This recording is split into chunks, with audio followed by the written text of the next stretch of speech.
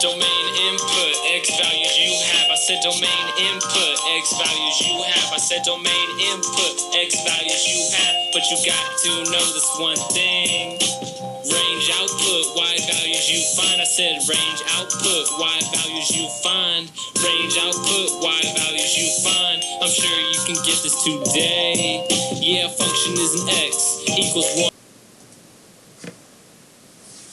Well, welcome back, Algebra 1 students. We're looking here in Chapter 3 at graphing linear functions, and we've been discussing just functions here to start with these first few lessons, and now we're in a lesson 3.3, function notation. And so in this lesson, excuse me there, you will use function notation to evaluate and interpret functions. We'll use function notation to solve and graph functions, and then we'll solve some real-life problems as well, as we usually do.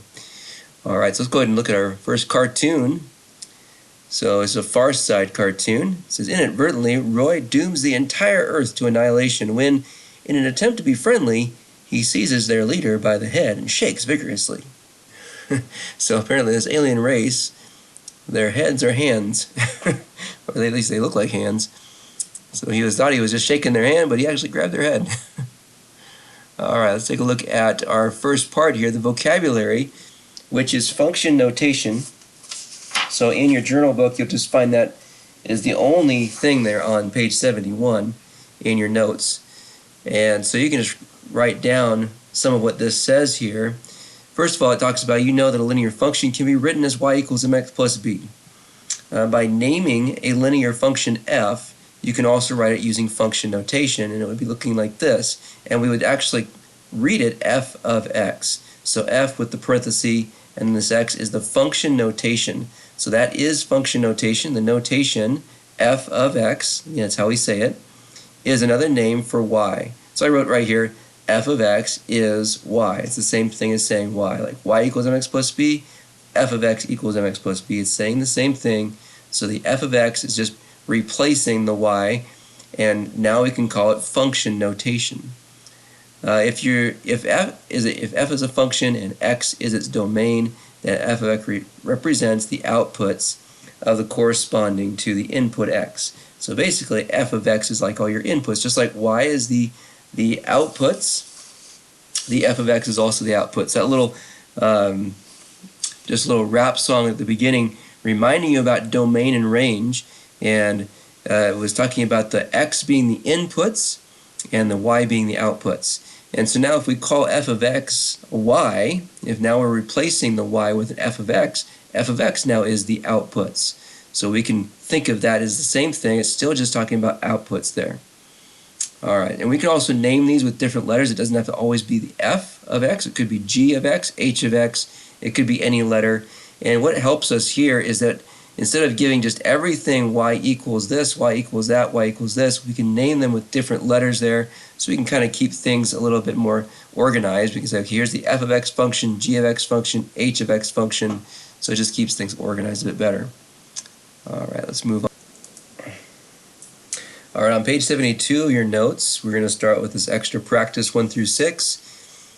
And what we're going to be doing here is evaluating. Evaluate is just another way of saying to plug in the number and turn the crank to figure out what your output is. So basically you're going to put an input into the function where x is, and then work it out using order operations, and then that will give you an output.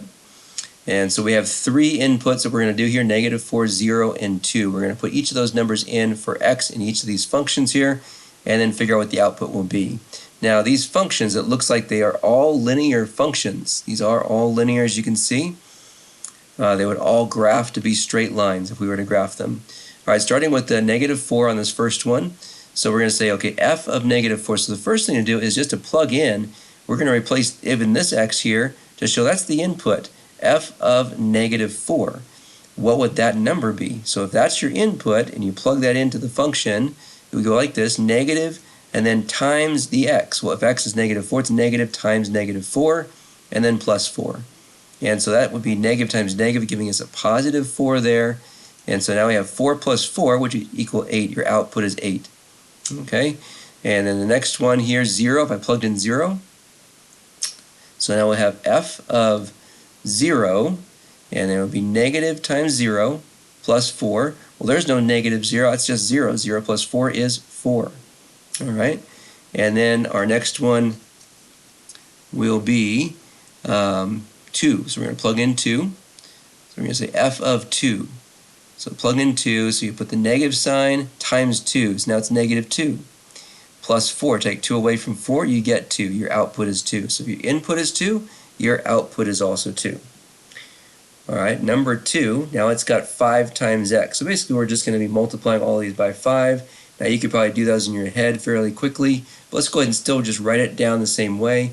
Put g, now we got the g of x function, g of negative 4 is equal to 5 times negative 4, which is going to give us negative 20. Alright, you guys go ahead and do the next 2, and I'll show you the answers here. So pause the video real quick and do the next 2, and then play it, and I'll show you the answers. Alright, so hopefully you should have paused that video, and now you have answers for these next 2. So we have g of 0, that's going to be 0, so your input's 0, your output will also be 0. If you have g of 2, 5 times 2 is 10, so our output will be 10. So hopefully you got those okay. And now number 3, it starts with 7 minus 2x.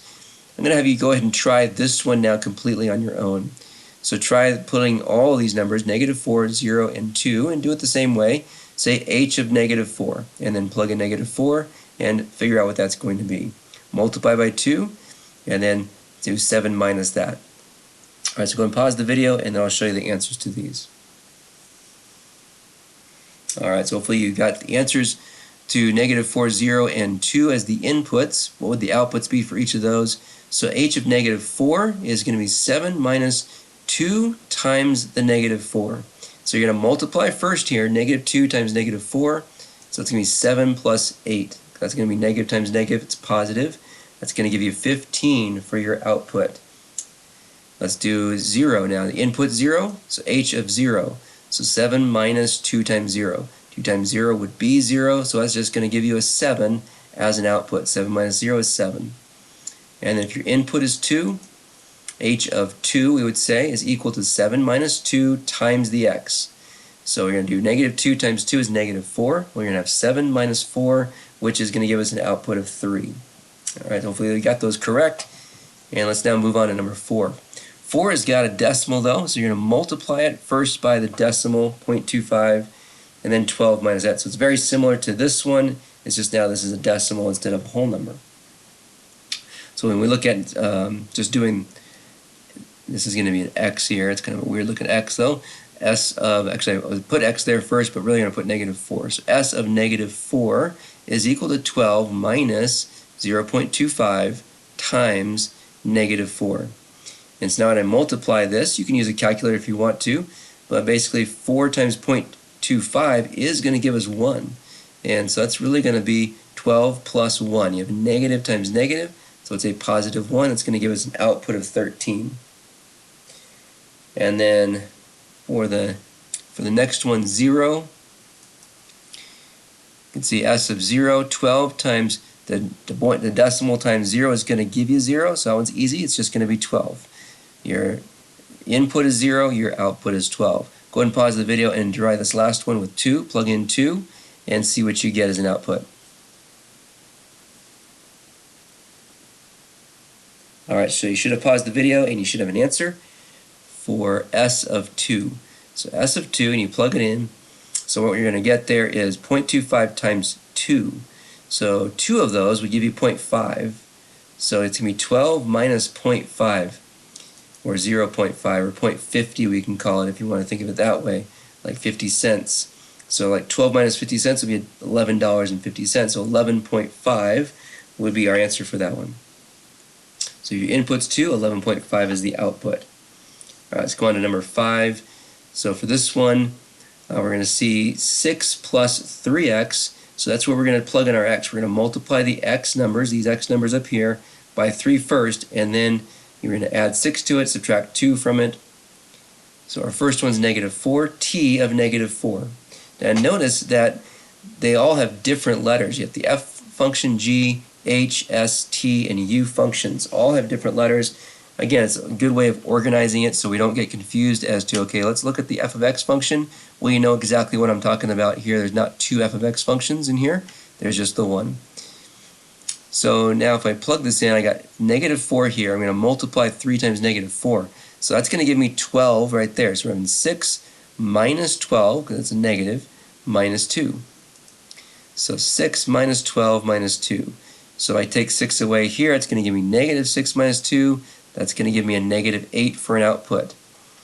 Alright, go ahead and try the next two, the 0 and the 2. Go ahead and pause the video and try those two, and then check your answers once you're finished.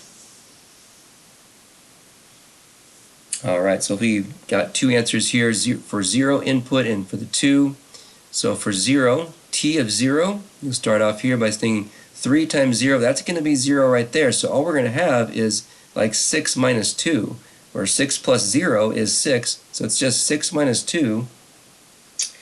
6 plus 0 is 6. 6 minus 2 is 4. So our output's 4 for that one. And then for 2, t of 2, we're going to get 3 times 2 in the middle. That's a 6 there. So it's going to be 6 plus 6 minus 2. 6 plus 6 is 12. So 12 minus 2 is 10. So 10 is the output. Alright, for number 6, I'm going to have you try this one on your own completely. You're going to plug in the numbers there for x, these -4, 0, and 2. Plug it in for x here, and do something very similar as we did on number 5. So go ahead and pause the video, do all 3, and then check your answers. Alright, so hopefully you got answers now for these. So first of all, it's going to be u of -4. You plug that in, and we're going to multiply -2 times -4. It's going to give me +8 there. -2 plus 8 plus 7. So you add and subtract there. You subtract this, give you 6. 6 plus 7 basically is going to give us 13. And then u of 0. So 2 times 0 is going to give us 0 there. So basically -2 plus 0 plus 7. Or you could say plus 0 or minus 0. It doesn't make any difference because 0 has no real sign. So basically it's -2 and 7. Take 2 away from 7 is a 5. So your output is 5 on that one.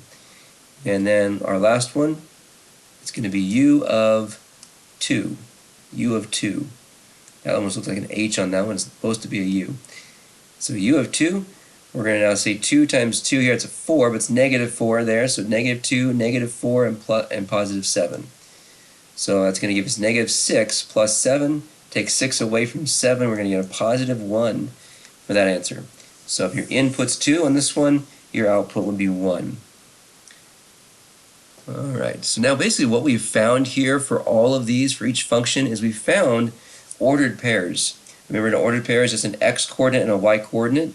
That's an input and an output. So your inputs, these are all your x coordinates. These now would be all the outputs. So -4 would be the input, 8's the output. 0, 4, 2, 2. Those are all going to be ordered pairs that you could now plot on a graph and graph these functions. So let me show you what I'm talking about. So if I was to pull off a graph here, just pull one off real quick. There's a good one.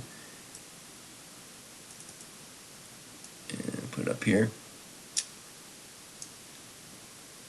And this one's actually a little off though, but we'll be okay there. So we have -4 for x, so -4 going this way, and then +8. So it's actually going to be up a little bit too high. Let me bring this down a little bit there. So -4, and then y is +8. So there's 6, 7 would be like at the top of that arrow, and then 8 might be way up here. So let's put a point there. And then 0, 4. So at 0, x is 0, so we don't go anywhere, and then we just go up 4 from there. So there's another point that's on this line, the graph of this line. 2, 2. So if I go 2 to the right and then 2 up, I'll find another point. So basically what you can see there, those 3 dots, they all line up to a straight perfect line there. If I was to connect the dots together, it's going to make a straight line. Because these are linear functions, the graph of these always will look like a line. And I can do that same thing for 2, 3, all of these, same exact thing, because I have an input and an output. I can plot those 3, and they're all going to do the same thing.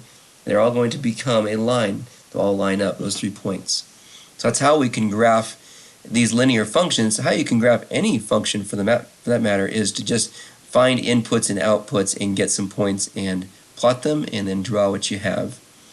There's definitely a little bit of a strategy as the functions get a little bit harder, but linear functions are always going to be straight lines, so they're kind of straightforward. All right, let's move on.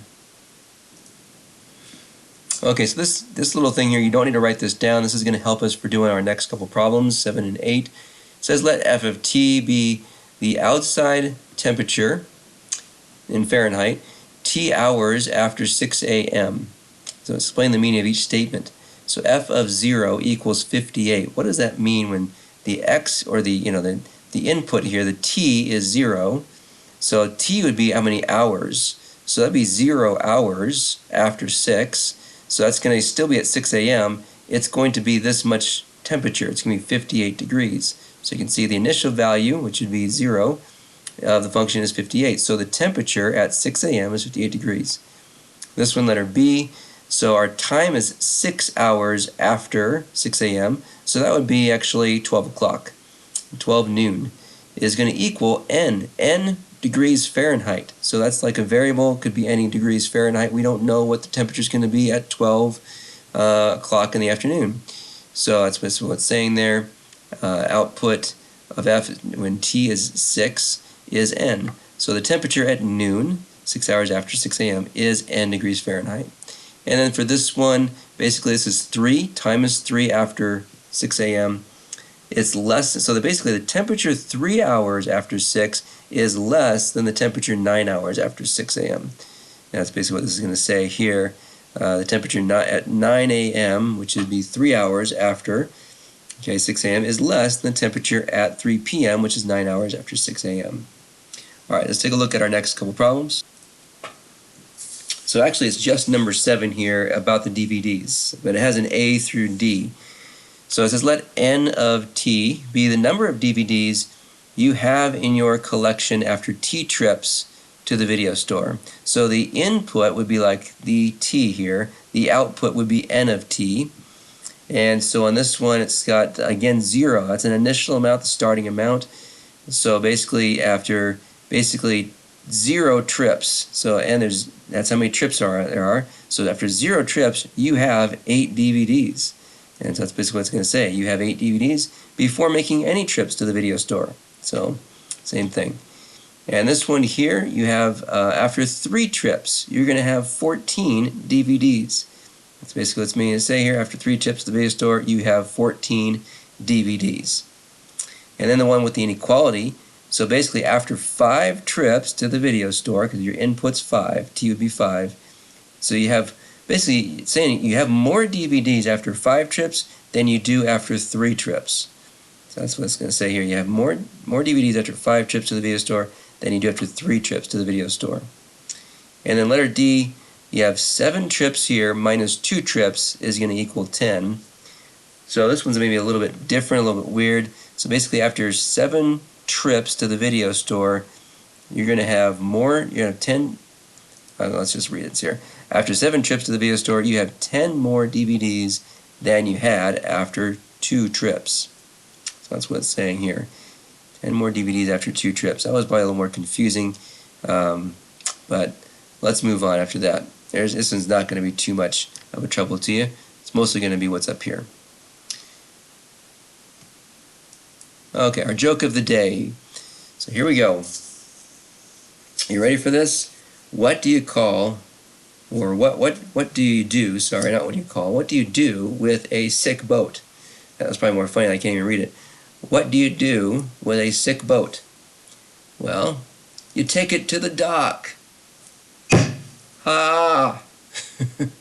Did my Alf laugh. Alright, you take it to the dock.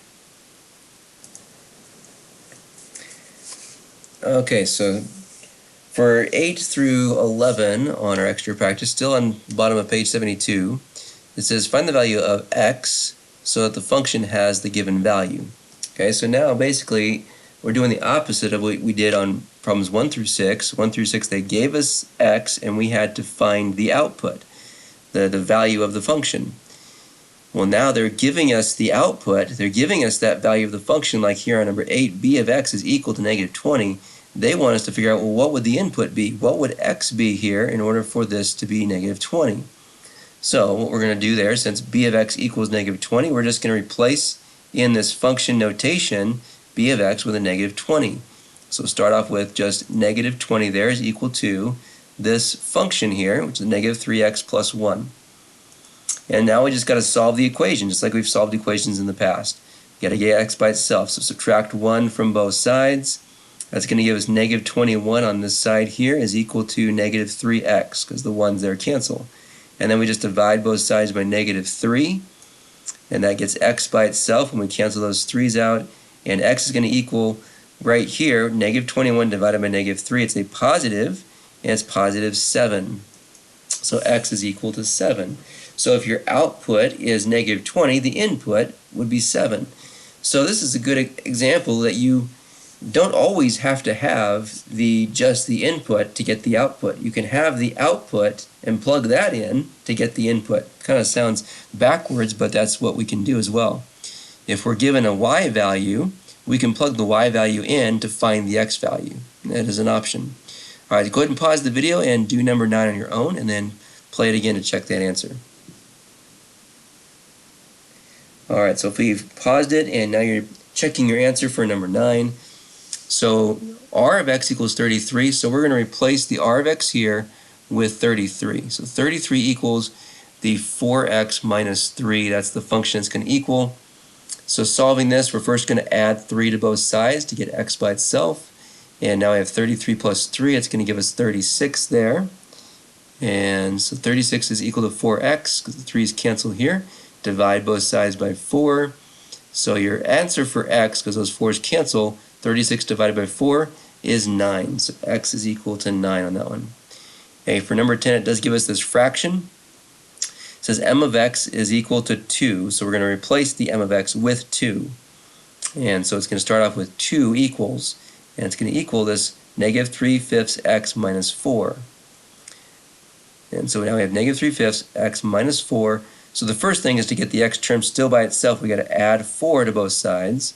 So we add 4, cancels the 4's here, gives us 6 now on the left side here, is equal to our fraction of negative 3/5 x. So to get rid of a fraction, we could do this in 1 step or 2 steps. And I always suggest trying to do it in 2, I think it might be easier for you.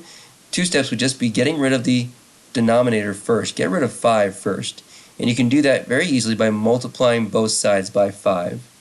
So if we did that, we can multiply both sides by 5. So that's going to cancel our 5's here. And now we just have 5 times 6 on this side, which is 30. So you have 30 now is equal to negative 3x. And so now we can just divide by the negative 3 to get x by itself. And so our answer for x, which since those are canceling, 30 divided by negative 3 is going to give us negative 10. So it's negative 10 that way. Now if you wanted to do it in 1 step, you could have multiplied by the reciprocal of this fraction, which would be 5/3. And negative 5/3 would have done that in 1 step. But I think that would be more confusing than what I just showed you here.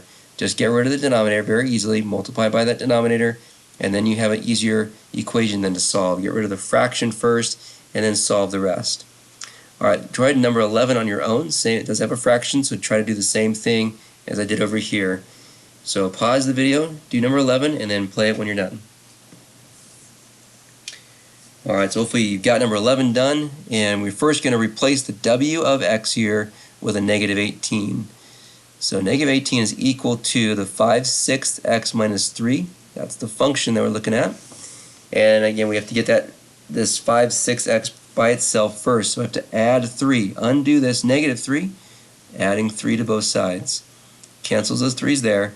Now I'm going to take 3 away from negative 18. It's going to leave me with negative 15 is equal to our fraction 5/6 x. Now if we do it in the 2 steps like I showed you here, you can multiply first just by 6. Multiply both sides by 6. And so that's going to cancel the 6's here. And over here we have 6 times negative 15. So that is a negative. That's going to give us negative 90. So negative 90 is equal to the 5x, because we're canceling those 6's there. They cancel each other out. And then just divide by 5. So negative 90 divided by 5 is going to be a negative answer. and it's going to be negative 18. So when your output's negative 18, your input was the same number. So this was a negative 18 kind of ordered pair. Again, these are all still ordered pairs. An input, this is your x, this is your output, that's like your y. So 7 comma negative 20. This would be 2 comma negative 10. 9 comma 33. So on negative 18 comma negative 18. Those are all ordered pairs. Everything you do with an input-output situation is always giving you an ordered pair that you can plot on a coordinate plane. Okay, so here is a problem that will help us on the next couple. We'll just look at this one. You don't need to copy this one down. It's going to ask us to graph now. Graph this function. So we've been evaluating these functions. It's a linear function. Now we're going to graph it on a coordinate plane. So the first thing that we can do is to make an input-output table to find some ordered pairs. So just basically what we were just working on, getting those ordered pairs. But now we have to pick our own inputs and find our outputs. So, how do we pick our own inputs? Well, they just kind of pick numbers right around 0. 0 is always a good one to start with. If you plug in x as 0, that's always going to give you a very important point right there. It's called the y-intercept. And we'll see more about that in later lessons, but it's always good to start with 0, and then you can kind of just go with points and numbers around that. So we know we need to multiply by 2.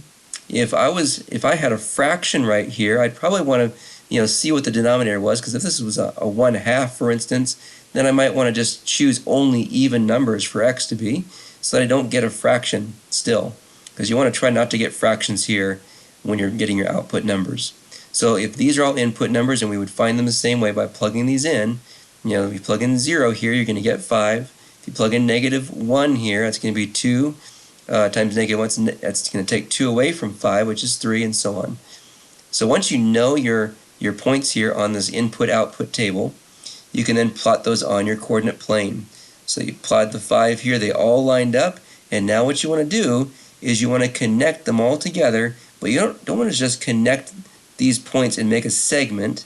You want to actually go through them and put arrows on each end.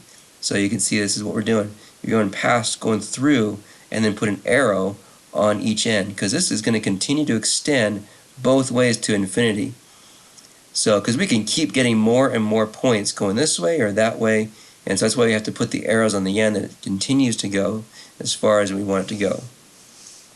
But this is just a short little window. We can kind of think of this as a little window we're looking through, and that's all we can see of the function right here. If we expanded the window, we would see the line just keep going up and up this way and down further that way.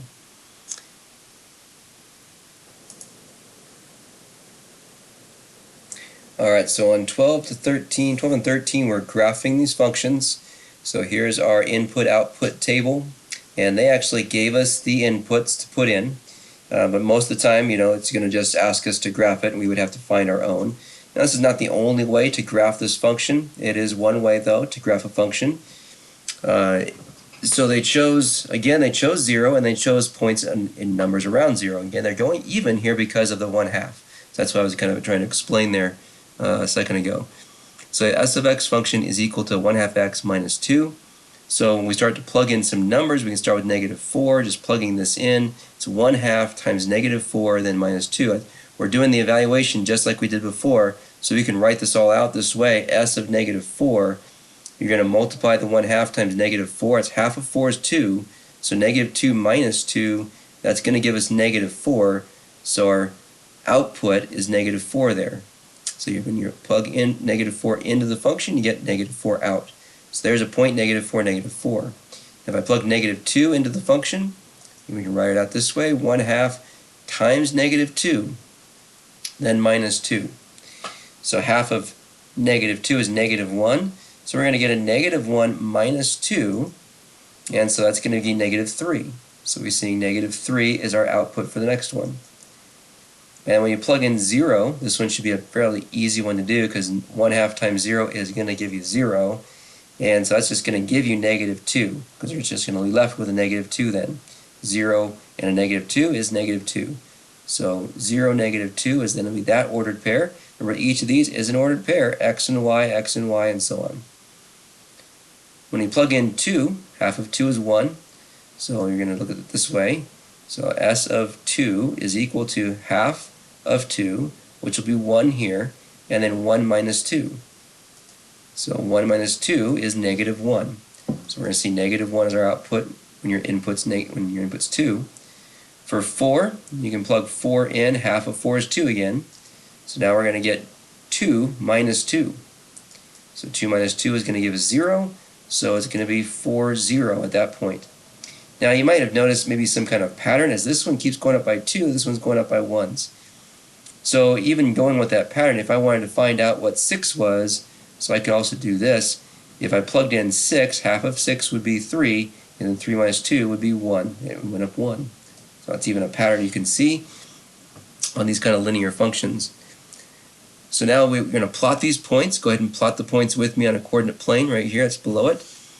And we're going to put it's negative 4 down here in the third quadrant, negative 2, negative 3, and then 0, 2. Going to plot that point.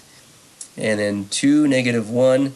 That's now going to be in the fourth quadrant over here. So we're going to right 2 and then down 1. And then 4 zeros right on the x-axis.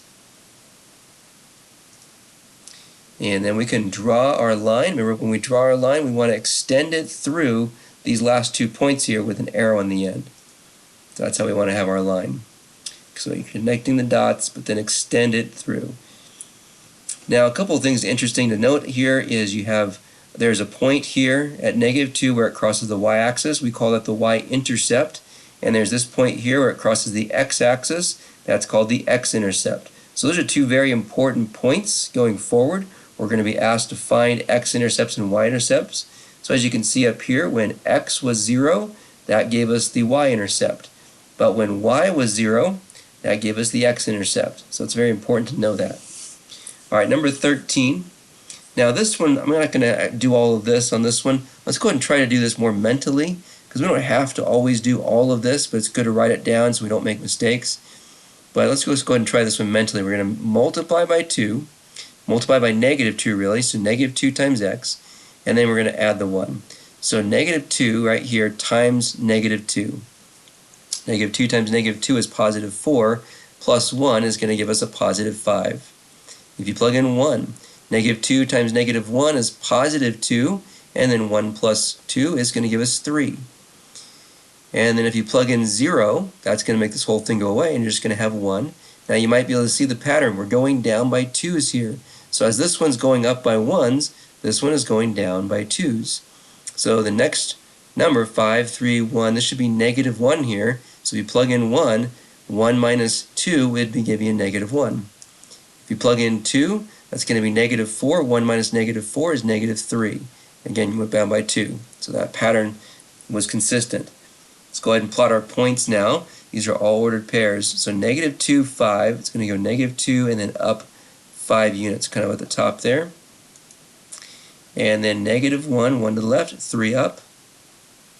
The next one is our y-intercept. It's where it's going to cross the y-axis right here at 1 on the y-axis because x is 0. And then 1, negative 1 right here. And then 2, negative 3 down lower.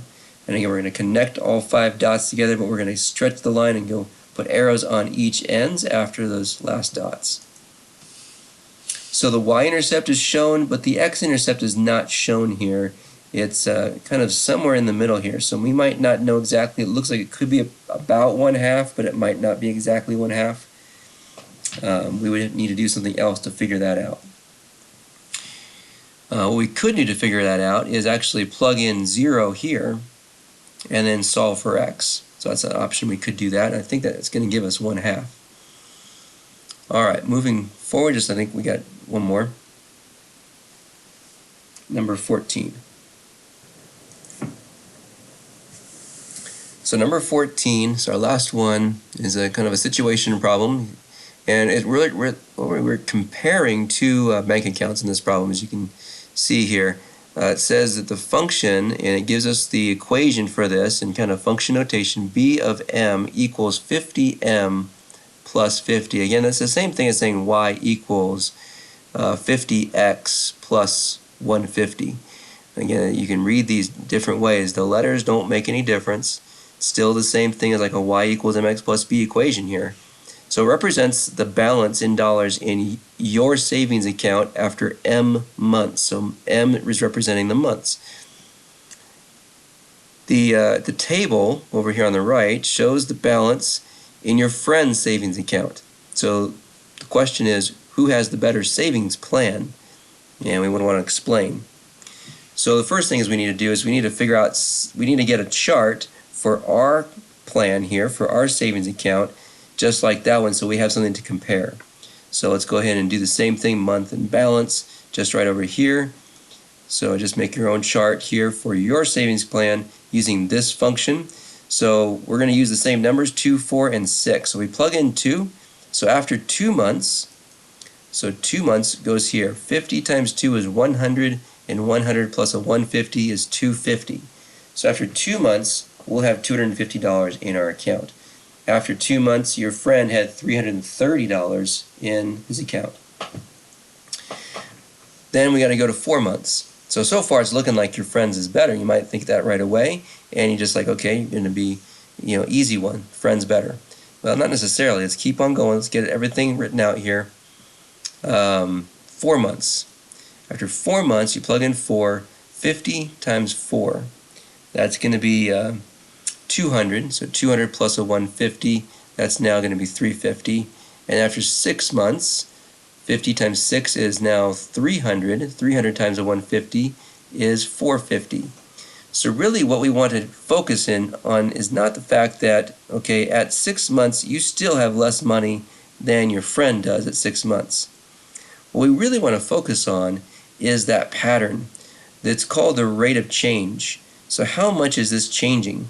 From 250 to 350 to 450 every 2 months here, you can see this is changing by 100. You are basically in 2 months saving $100. For every 2 months you're doing that. Well, how's your friend doing? Over here he had started with 330 and then 410, then 490. So what's the difference between these? What's the rate of change here? Well, from 330 to 410, that's $80. So your friend is actually saving $80 every 2 months. So you're actually putting away more money than your friend is per month. And if we continue on doing this chart, if we kept on going with these charts, eventually your account will catch your friend's account. And you'll eventually have the same amount of money, and eventually you'll pass that your friend in the amount of money you'll have. Let's go just play that out. Let's try 8 months. So 8 months for your friend. If you add $80 to 490, that's going to put him at 570.